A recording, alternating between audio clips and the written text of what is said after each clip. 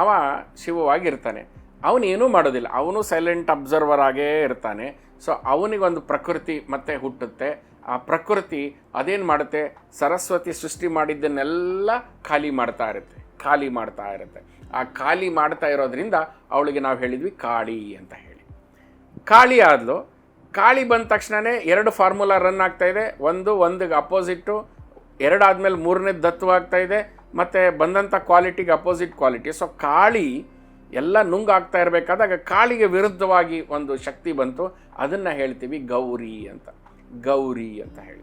ಆ ಗೌರಿ ಅವಳು ಆ ಪುಣ್ಯವನ್ನು ನೀಡೋದಕ್ಕೆ ಲಯಕಾರಕದಲ್ಲಿ ಟ್ರಾನ್ಸ್ಫಾರ್ಮೇಷನ್ ಎಬಿಲಿಟಿ, ಒಂದು ಖಾಲಿ ಮಾಡೋದು, ಇನ್ನೊಂದು ಟ್ರಾನ್ಸ್ಫಾರ್ಮ್ ಮಾಡುವಂಥ ಪ್ರೋಸೆಸ್ಸು ಅಲ್ಲಿ ಶುರು ಆಗುತ್ತೆ. ಸರ್ವಸ್ವೈತಿ ಚತುರ್ಮುಖ ಪರಬ್ರಹ್ಮ ಶಿವ, ಕಾಳಿ ಮತ್ತು ಗೌರಿ, ಇದು ಕ್ರಿಯೇಷನ್ ಆಗ್ತಾ ಇದೆ, ಇದು ಡಿಸೊಲ್ಯೂಷನ್ ಆಗ್ತಾ ಇದೆ.